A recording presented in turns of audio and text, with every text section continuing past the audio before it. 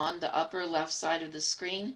He is going to, oh, I'm going to actually do the sounding bowl.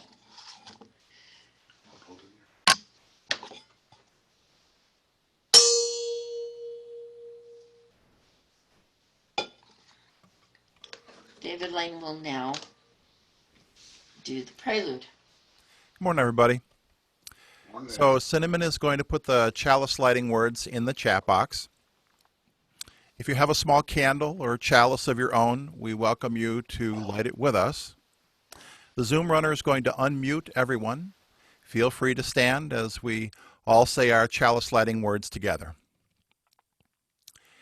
We light this chalice for the warmth of love, for the light of truth, and for the energy of action. Welcome. My name is David Lane, and I am today's lay worship leader. The pronouns I use are he and his. I would like to welcome you to this morning's South Valley Universalist Society meeting. We are an intentionally diverse religious community. All are welcome here.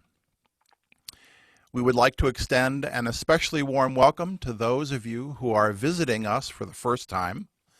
We're so glad you're here. We would love to get to know you. Our greeter today is, and forgive me, I think I've missed it, Elena, I think, is going to drop our connection card into the chat box for any of our newcomers so you can be connected to our community.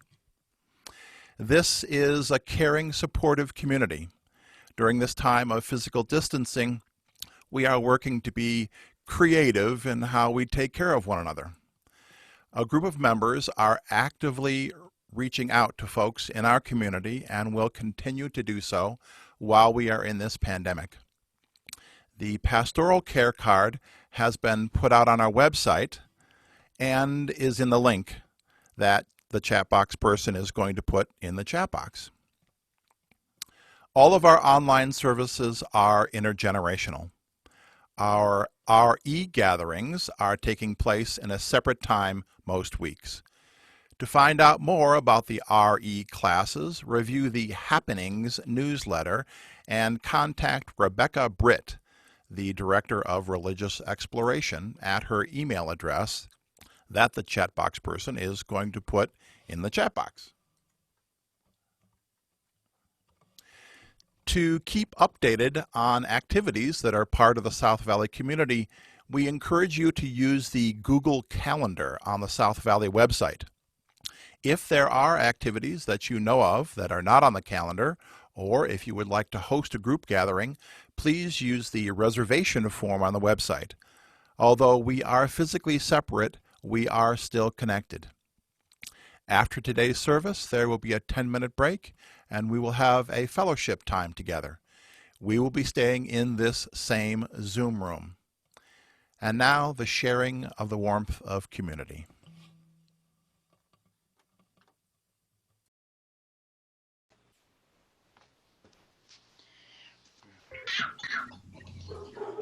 Good morning. Good morning, everybody. Good to see you all. Everyone. It's great. See you. Hi, everyone. Hello, everyone. Hi. This is John Corsi. This is where Amy shuts down the video. Hello. You all look like little postage stamps. Maybe we'll keep the post office open. Yeah, everybody send cards and letters, right? Yes. That's right. Hello. Hello, Deborah. I don't know how this works. Hello, Deborah. Hi. Hi. Hi, Shirley and Niles. Hi. Sue Gar, it's nice to have you with us today. Thank you. Nice to be here. Hello. Hello. Marilyn, you're in church. Be happy. Yeah. Hey, Telly.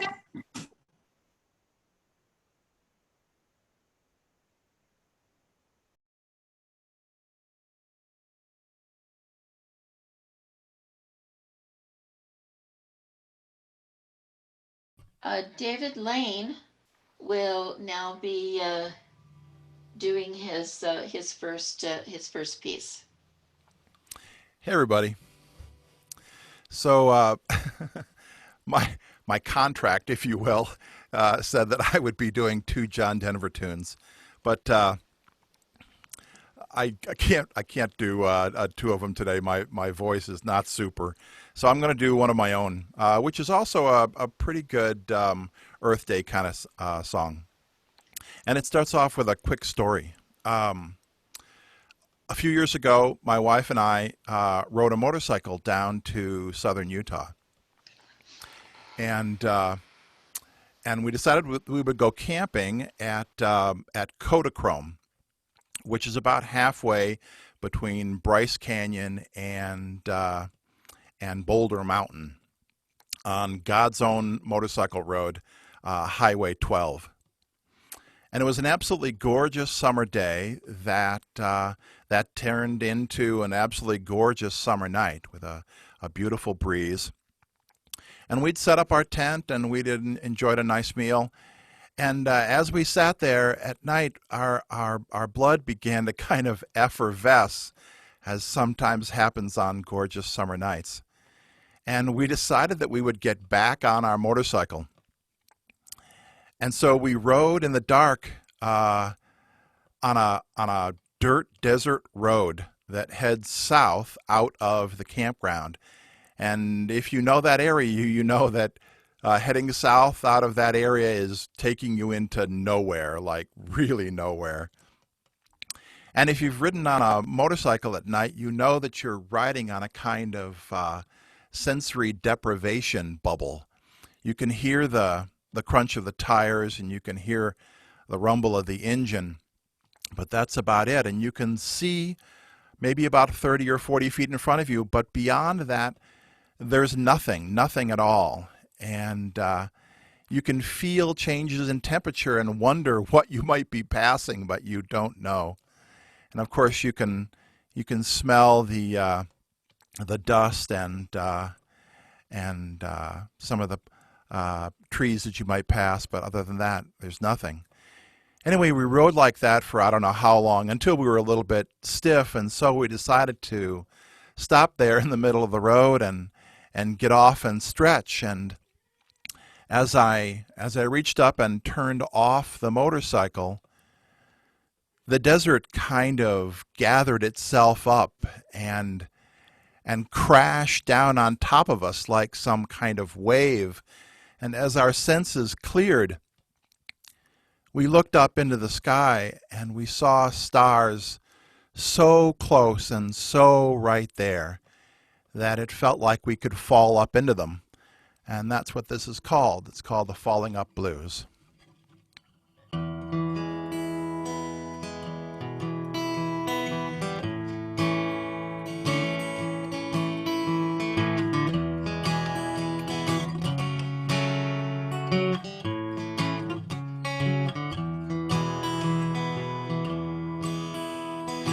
Came down off a 2-lane, away from the sparse pale light, trading the drone of the road for sage scented desert night.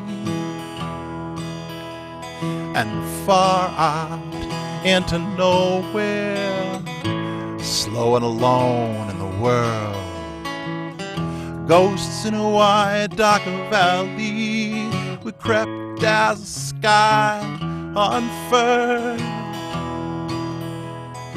Dirt road on Table Mesa, stopped and shut off the bike. Summer night came rushing in, so close it was love-alike.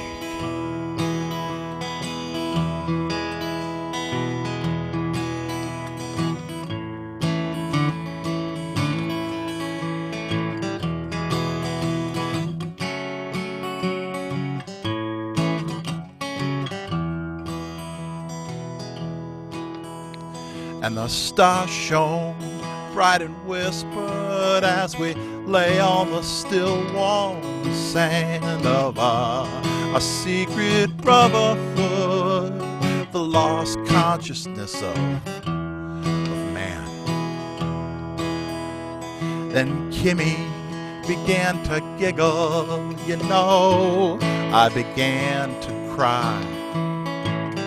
One of the same loosened heart, the sense and the soft by and by.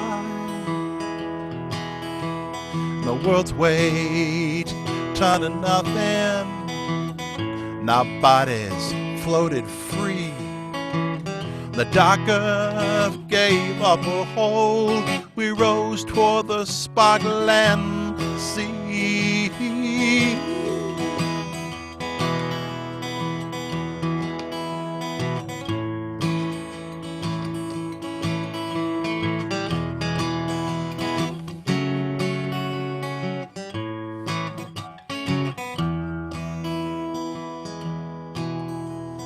Came down off a two-lane, away from the sparse pale light, trading the drone of the road for sage scented desert night.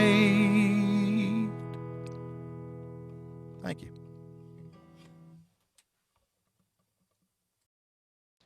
And now Elena will give us the greeting from the board.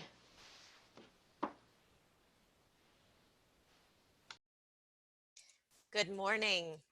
I'm Elena Hendricks, and I am a member of the Board of Trustees here at South Valley Unitarian Universalist Society. My pronouns are she, her. In the words of Rumi, come, come, whoever you are. We here at South Valley add, you are welcome here, whether you come with laughter in your heart or tears in your eyes. No matter where you've been, no matter where you're going, you are welcome here. No matter what body brought you in the door, no matter who you love, you are welcome here. Whether you believe in God all of the time, or some of the time, or none of the time, you are welcome here. This is a community of open minds, loving hearts, and willing hands. You are welcome here at South Valley Unitarian Universalist Society.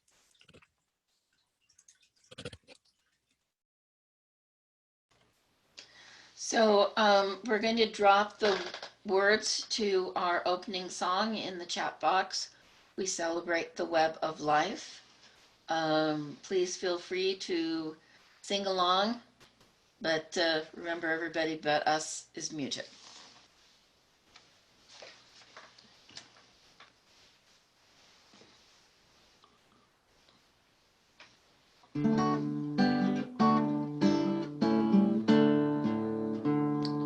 We celebrate the web of life, its magnitude we sing, for we can see divinity in every living thing.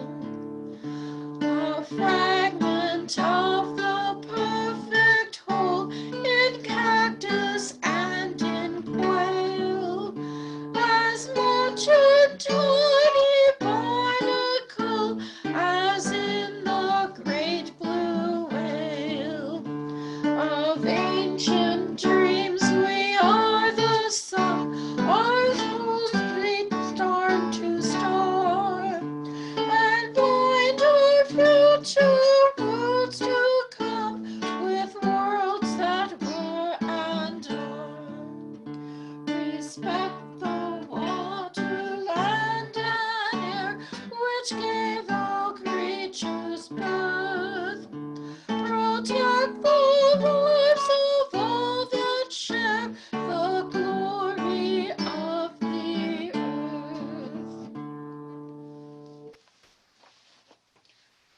The opening words today come from the UN Environmental Sabbath Program.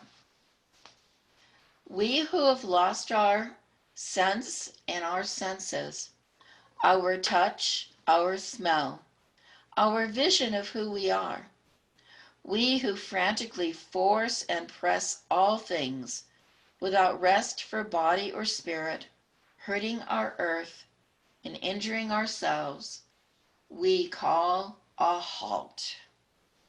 We want to rest. We need to rest and allow the earth to rest. We need to reflect and rediscover the mystery that lives in us.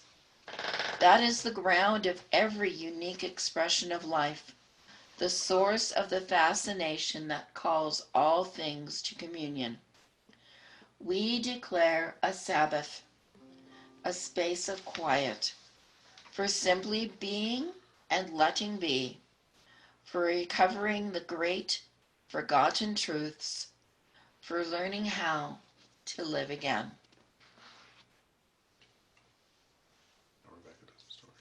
Now, Rebecca will give the story for all ages. Hi, everyone. I'm so excited for today's Time for All Ages. This is a book called My Friend Earth.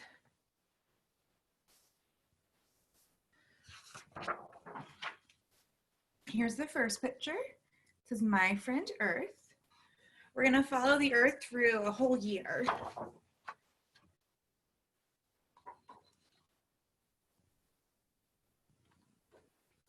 My friend Earth wakes from a winter nap.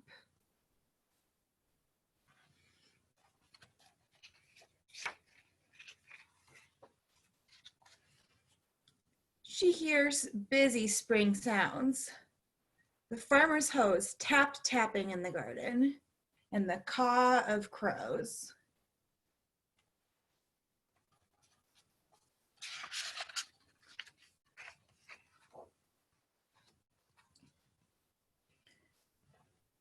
She sees the little silent seed, the spider spinning silver, the robin and the wrens. Seems like the earth is waking up and getting busy. And the large, long-winged albatross crossing the sea. Look how big that bird is. If the earth was a person, that's the person, that's the whole bird. The mole tunneling in the underdark, right there. She guides the chimpanzee to her night rest.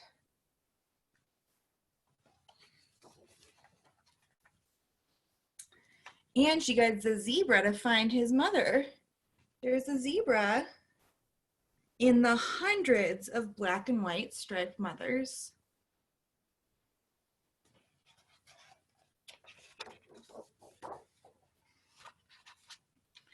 She tends the prairie, where the sun-dappled wild horses run through the grasses that swish against her leg. So there's the horses, there's Earth, who's so big now. The Earth is always changing. The tundra, where the reindeer graze for moss, and the glistening ice, where the young polar bear pad on mittened feet.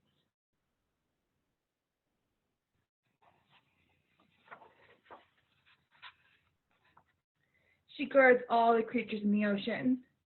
The black manta rays sleek like shadows, the shining parrotfish, the tiny krill who swim with millions of other krill to look big, and the whales who are big.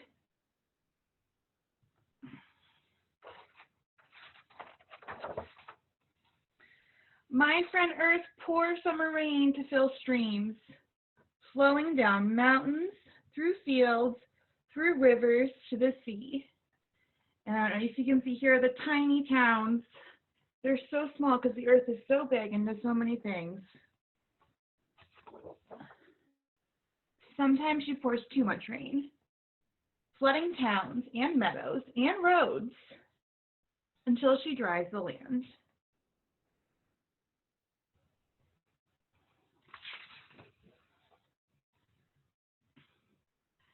Sometimes she blows the fierce autumn winds, sweeping limbs of trees, and the roofs of barns.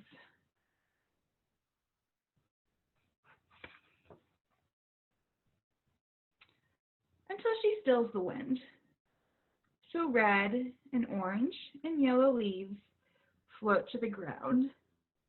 Looks like it's autumn now.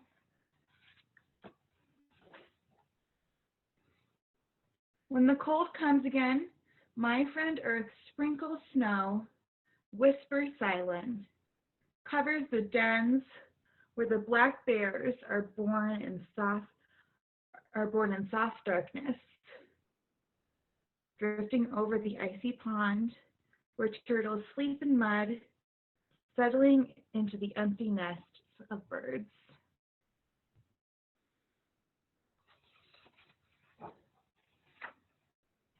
Under the white, the silent seed is cradled in the dark soil, watching.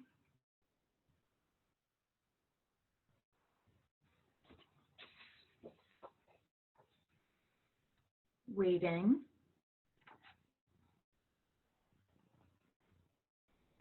To fly up again in the warm, bright sun of spring.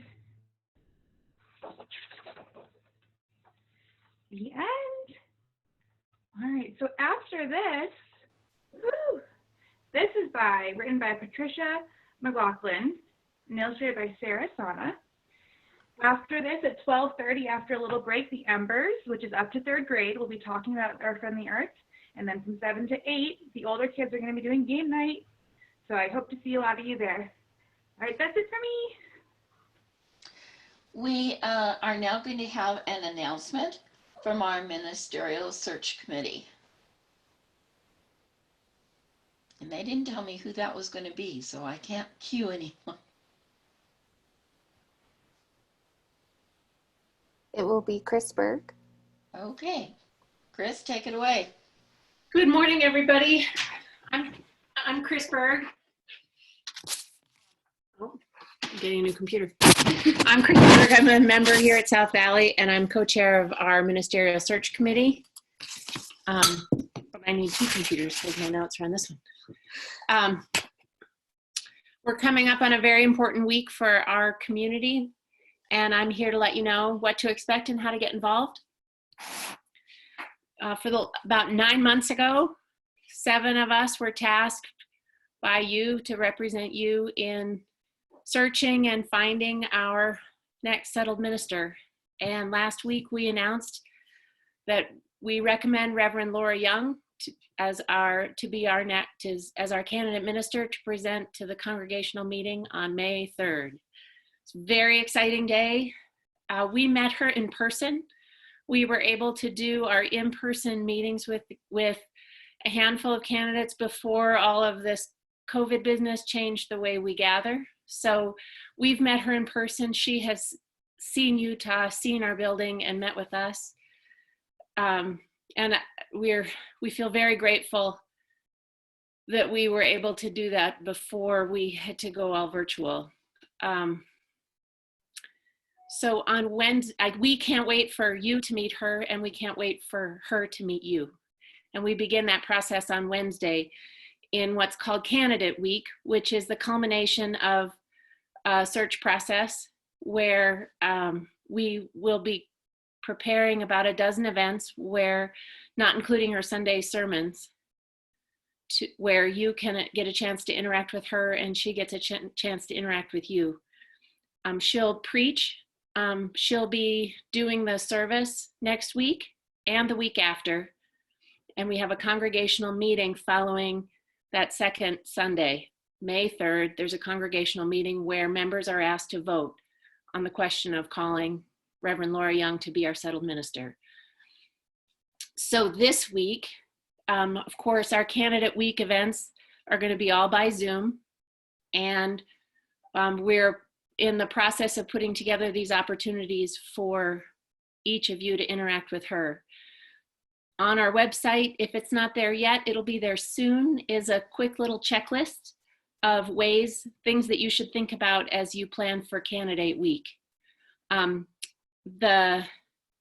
Also on our website, each of the Zoom events will be listed just like we've gotten used to. So Look for that. Keep checking the website for more details and more information. Look at that checklist. It'll go out. It'll go on the website today. It'll also go out in our regular communications, happenings, and emails and such. Come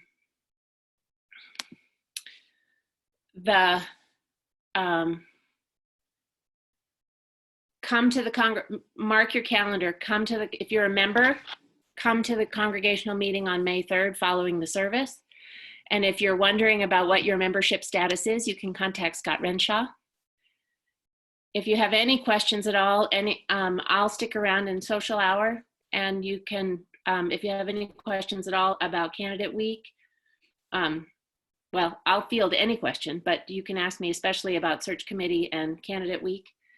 And then finally, if any of you would like to take on the important task of helping us facilitate these Zoom meetings, we need several people who are willing to help facilitate things like do the chalice lighting and be the welcoming, be the calming presence that knows the agenda, that sort of thing. So reach out if that sounds like something you'd like to do. It's a really terrific way to make community and be in community with each other.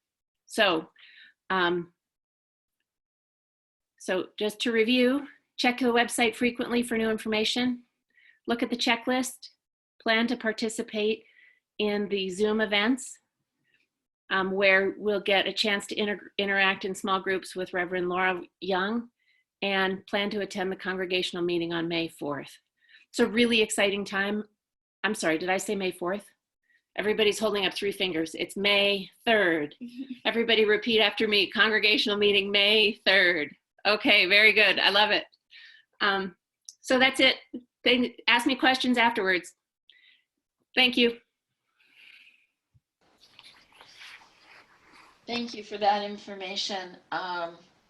And there is going to now be a song, and this one is by John Denver.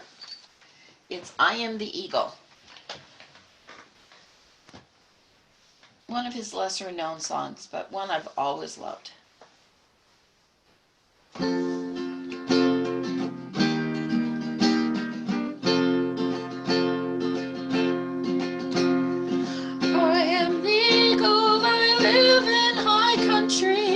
Rocky cathedrals that reach to the sky.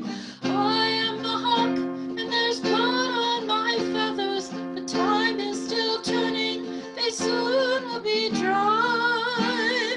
And all those who see me, and all who believe in me, share in the freedom I feel when I fly.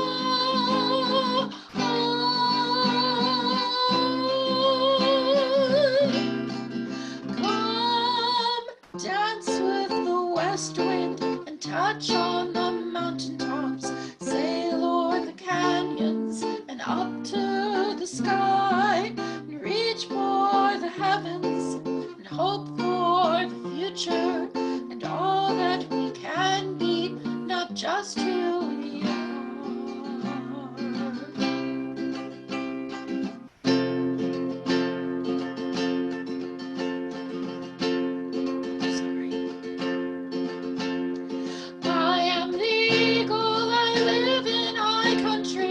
Rocky cathedrals that reach to the sky. I am the hawk, and there's blood on my feathers. The time is still turning, they soon will be dry. And all those who see me, and all who believe in me, share in the freedom I feel when I fly.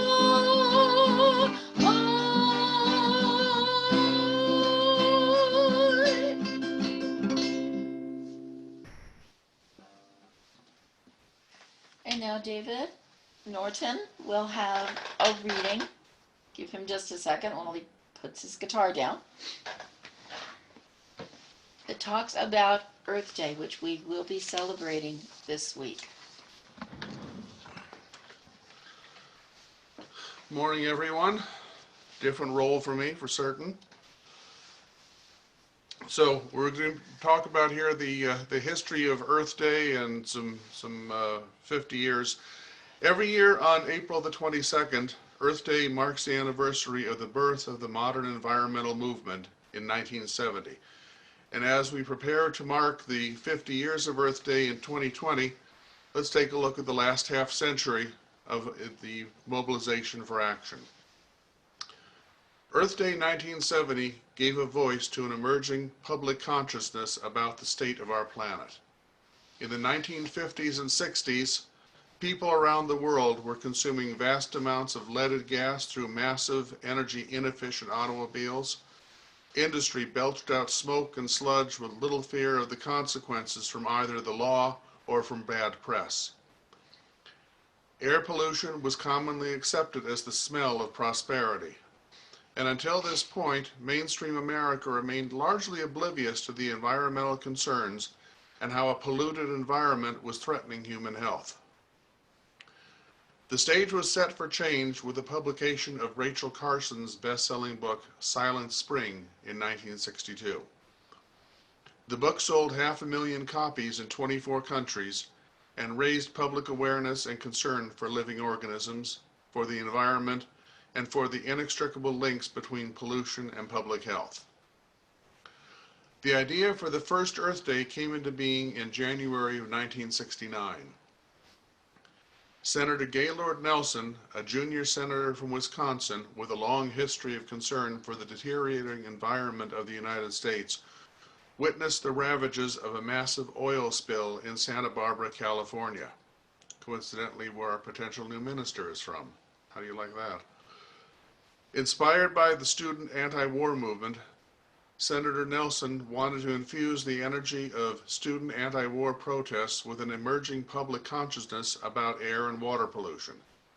Senator Nelson announced the idea for a teach-in on college campuses to the national media and persuaded Pete McCluskey, a conservation-minded Republican congressman, to serve as his co-chair.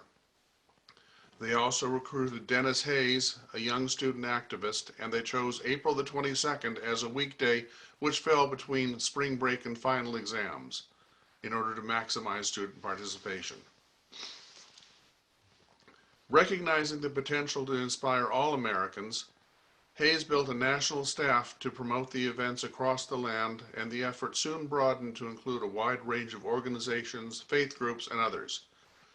They changed the name to Earth Day, which immediately sparked national media attention and caught on across the country.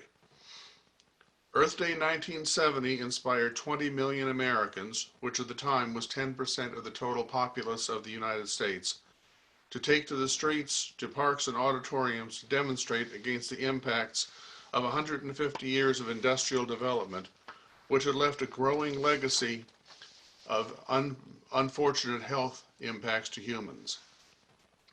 Thousands of colleges and universities organized protests against the deterioration of the environment. There were massive coast-to-coast rallies in cities, towns, and communities. Groups who had been fighting individually against various environmental issues became united on Earth Day around these shared common values.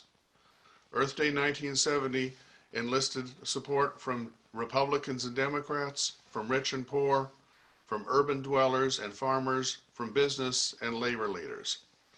By the end of 1970, the first Earth Day had led to the creation of the United States Environmental Protection Agency and the passage of other first-of-their-kind laws, including the National Environment Education Act, the Occupational Safety and Health Act, and the Clean Air Act. Within 2 years, Congress also passed the Clean Water Act, and then the Endangered Species Act, and then the Federal Insecticide, Fungicide, Rodenticide Act. These laws have protected millions of men, women, and children from disease and death, and have protected hundreds of species from extinction.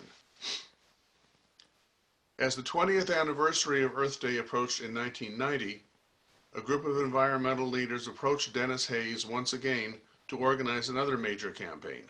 This time, Earth Day went global and mobilized 200 million people in 141 nations and lifted environmental issues onto the world stage. Earth Day 1990 gave a huge boost to recycling efforts worldwide and helped pave the way for the 1992 United Nations Earth Summit. It also prompted President Bill Clinton to award Senator Nelson the Presidential Medal of Freedom for his role as Earth Day's founder.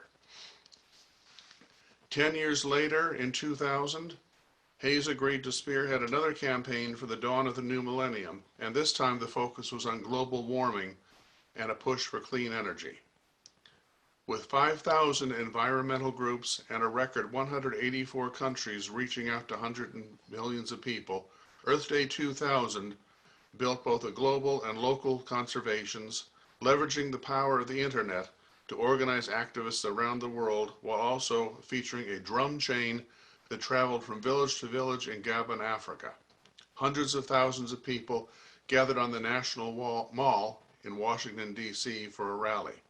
Earth Day 2000 sent world leaders a loud and clear message that citizens around the world wanted quick and decisive action on global warming and clean energy. We move forward another 10 years.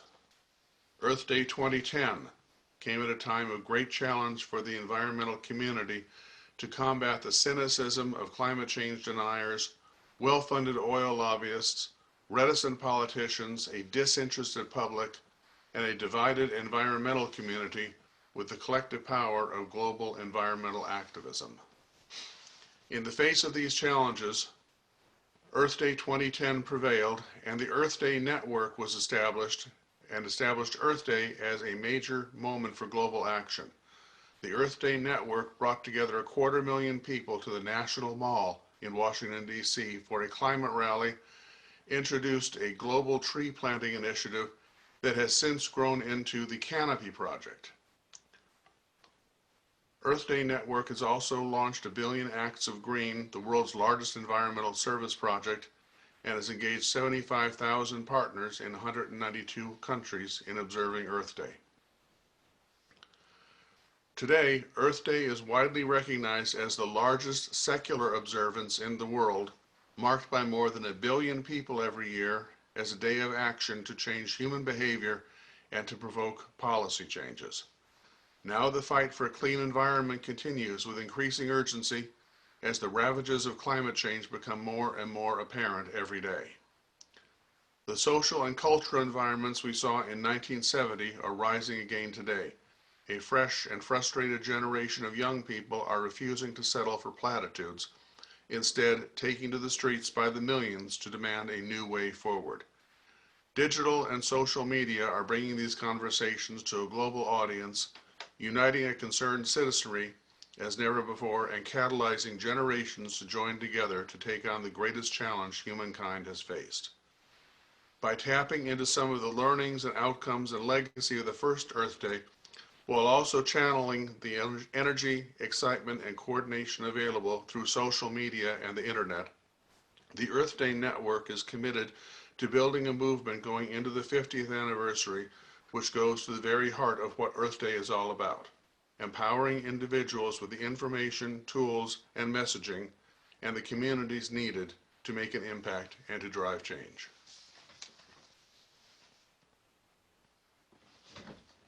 Thank you, David. And now David Lane will give the offering words and then do the offering music. Thank you for taking on all these roles, David. It is our practice at South Valley to share our Sunday worship offerings with a charitable organization that aligns with our principles and values. For March and April, we have selected Breathe Utah, a local organization that works to improve the air we breathe through education, collaboration, and policy. They increase awareness for our youth and adults, implement projects to improve our air quality, and seek real and practical solutions. South Valley now has an app for giving. We have an account on Giveify. This allows South Valley to continue receiving funds to support the work of the South Valley community during this pandemic. You are invited to give using the link that Cinnamon is going to put in the chat box, or you can go to your phone and download the app.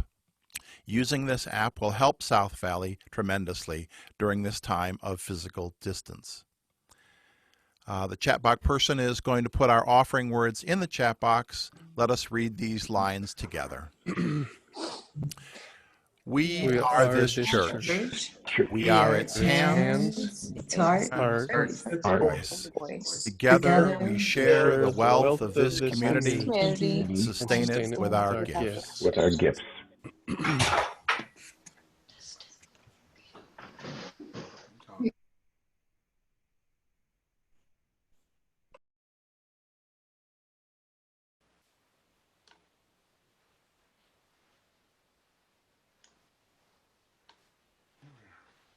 Whoop.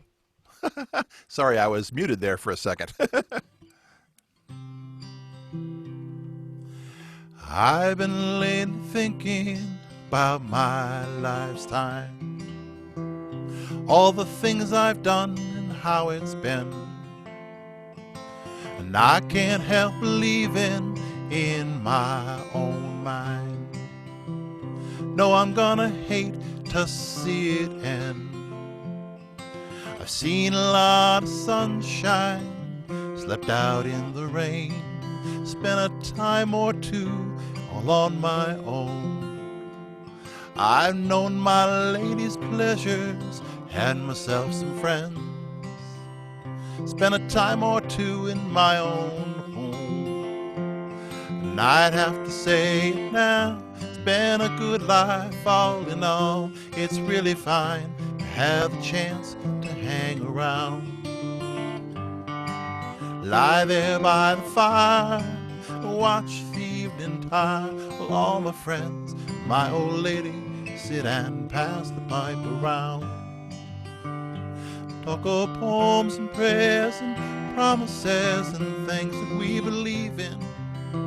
How sweet it is to love someone, how right it is to care, how long it's been since yesterday. What about tomorrow? What about our dreams and all the memories we share?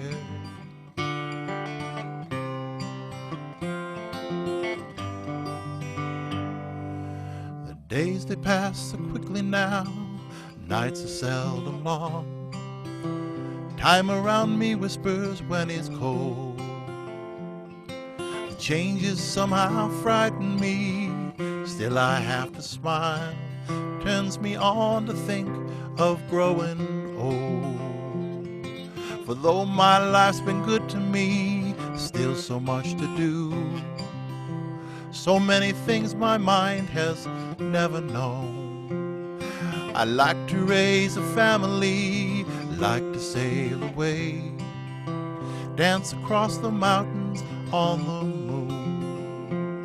And I'd have to say it now, been a good life all in all. It's really fine to have a chance to hang around. Lie there by the fire, watch the evening tide, while all my friends, my old lady, sit and pass the pipe around. Talk of poems and prayers, promises and things that we believe in. How sweet it is to love someone, how right it is to care, how long it's been since yesterday. What about tomorrow? What about our dreams and all the memories we share?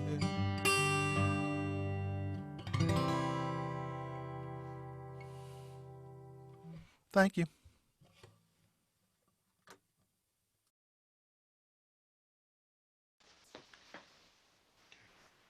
Casey is now going to give us some words from Sitting Bull.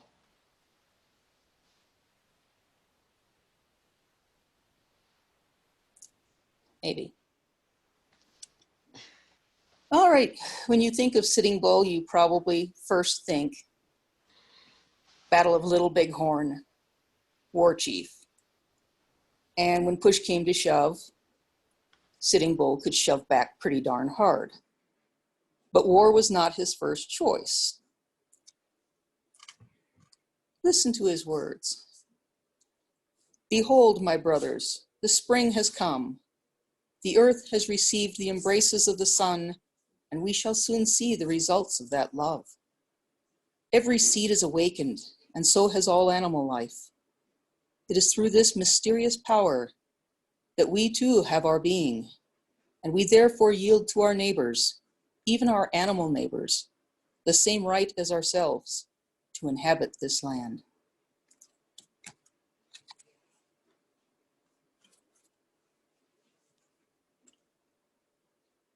Thank you, Casey. And now Kim Lane will give us some words from Starhawk.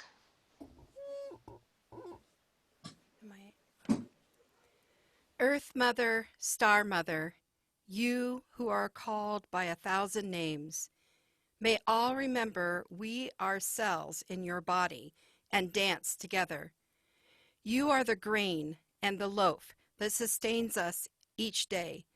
And as you are patient with our struggles to learn, so shall we be patient with ourselves and each other.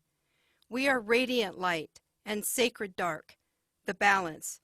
You are the embrace that heartens and the freedom beyond fear. With you we are born, we grow, live, and die. You bring us around the circle to rebirth. Within us, you dance forever. Thank you, Kim. And now David Norton will provide a little bit of music.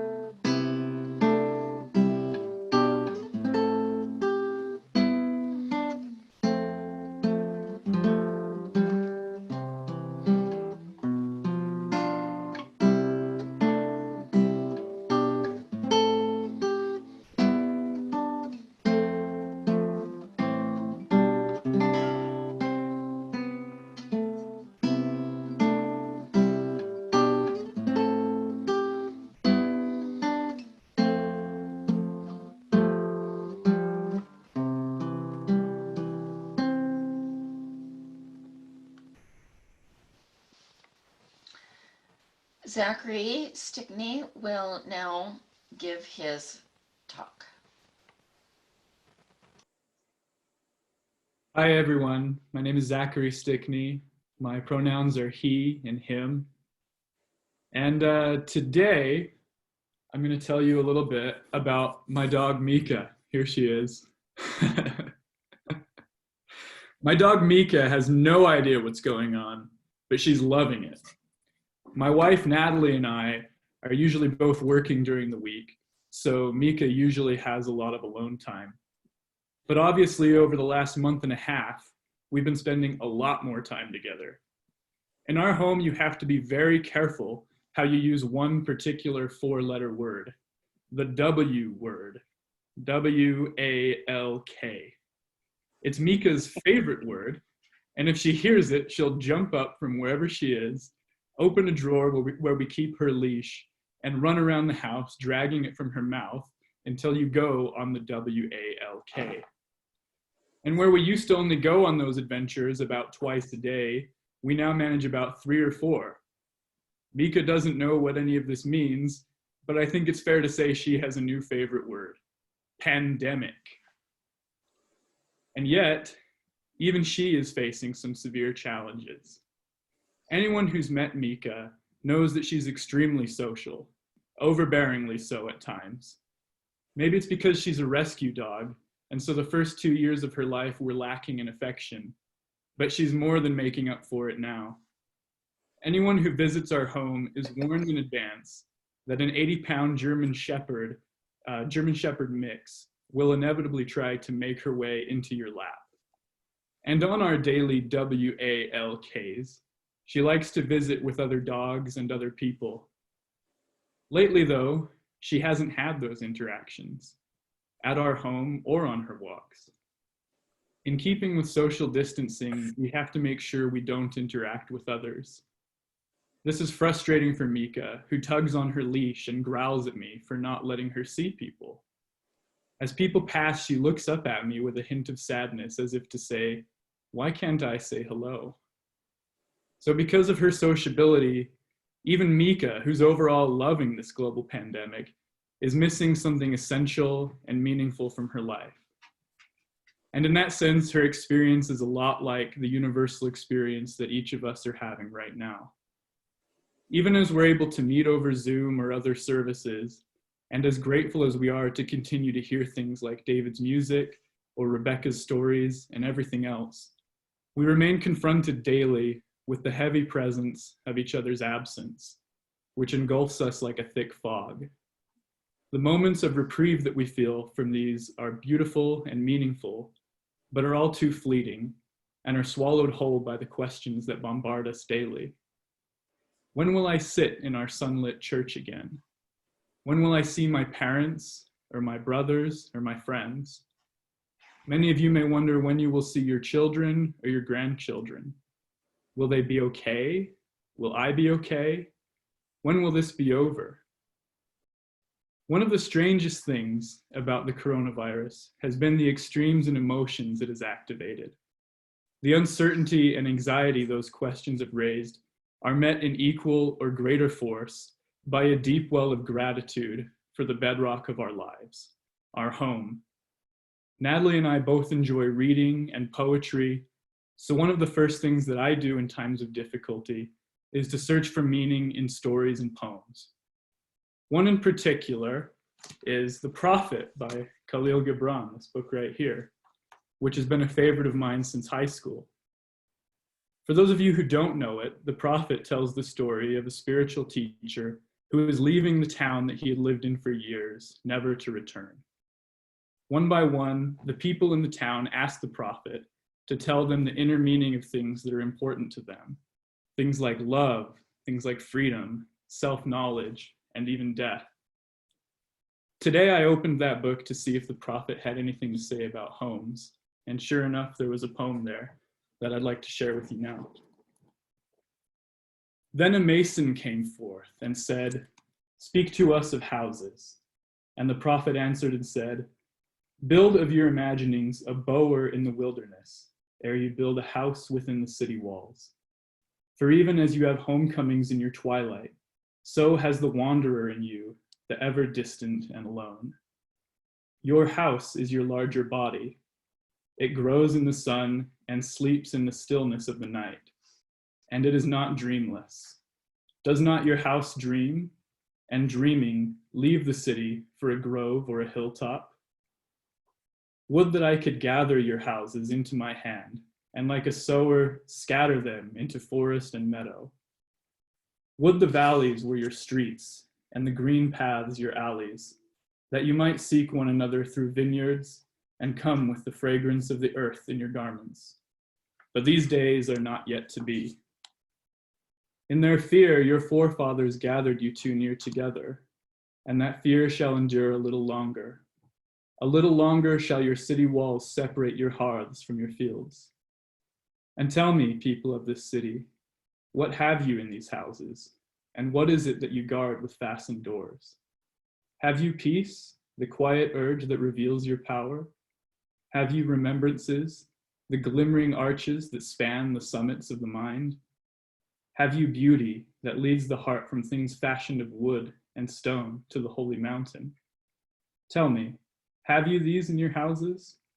Or have you only comfort and the lust for comfort, that stealthy thing that enters the house a guest, then becomes a host, and then a master? Indeed, it becomes a tamer, and with hook and scourge makes puppets of your larger desires. Though its hands are silken, its heart is of iron. It lulls you to sleep, only to stand by your bed and jeer at the dignity of the flesh. It makes mock of your sound senses and lays them in thistledown like fragile vessels. Verily, the lust for comfort murders the passion of the soul, and then walks grinning into the funeral. But you, children of space, you restless in rest, you shall not be trapped nor tamed. Your house shall not be an anchor, but a mast. It shall not be a glistening film that covers a wound, but an eyelid that guards the eye. You shall not fold your wings that you may pass through doors, nor bend your heads that they strike not against a ceiling, nor fear to breathe lest walls should crack and fall down. You shall not dwell in tombs made by the dead for the living. And though the magnificence and splendor, your house shall not hold your secret, nor shelter your longing. For that which is boundless in you abides in the mansion of the sky, whose door is the morning mist, and whose windows are the songs and silences of night. In short, for Gibran, the home is more than the physical brick and mortar that surrounds us. It's the fullness and the beauty of the earth and all that she holds, and our place within that beauty. So I believe the reason for the extremes in our emotions is fundamentally that our homes are currently not whole. It's like David's falling up blues. Pieces of our lives are missing. Our church is our spiritual home. We are all part of one another's emotional home. And our planet is, as Gibran put it, that boundless mansion in the sky, a place where the kaleidoscopic colors of spring remind us that we are whole, we are holy, and we are loved. Missing any of those pieces is like missing a piece of our own heart. While I can't say with certainty when that fullness will return, I can tell you that it will. Your presence here, your poetry, your music, your love for this community, and the joy we've shared today about our shared home gives me certainty that it will. And so as we approach the end of this Earth Day service, I'd like to leave you all with a sincere prayer, a prayer for the return of that wholeness of home to each of our lives. A prayer that even as we are separate, we remain connected in love, in solidarity, and a longing to share with one another all that this world has to offer. From the church pews, the hilltops, the forests, and all the rest of that wonderful, indescribable beauty of this, our blue boat home. Thank you. Well, thanks for that great lead in, Zach, because our final song actually is The Blue Boat Home. Cinnamon will be putting the words to the song in the chat box, and I encourage you all to sing along, and you're welcome to stand and stretch and as you sing this if you want to.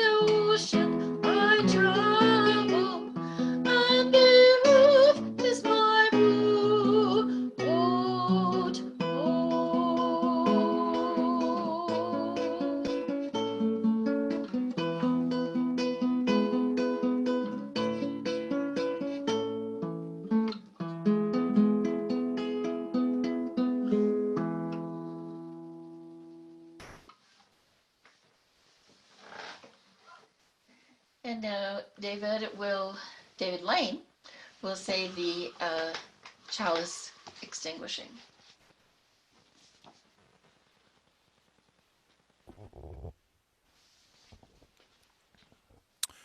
The chat box person is going to put the chalice extinguishing words in the chat box. You are invited to stand and say our extinguishing words together. We extinguish this chalice, but not the warmth of community, the light of truth, or the energy of action. We hold each other in our hearts until we meet again. Thank you, David. And now I have a benediction for us to go forward with from one of my favorite poets, Edward Abbey. Benedictu.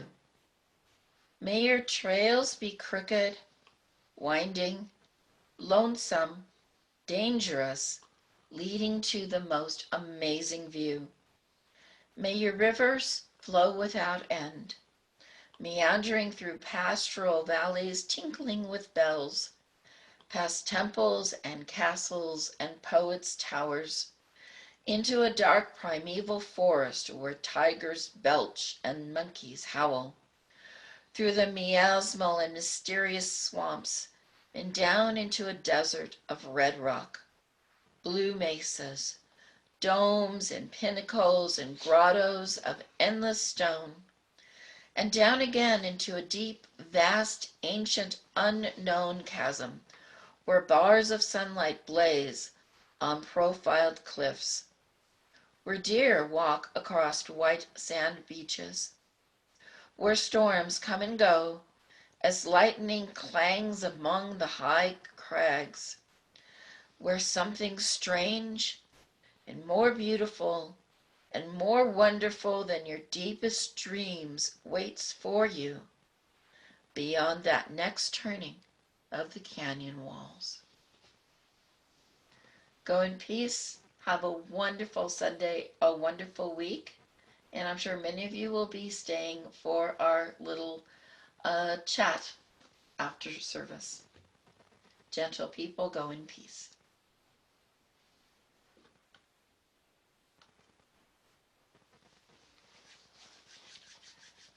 And we're done. I will be unmuting everyone. If you want to take a break, you can mute yourself. And please stick around for the social hour if you would like. Take it and move it over. Mute us. I'm going to step out. I'll see some of you in class in an hour and some of you in the evening. Bye, y'all.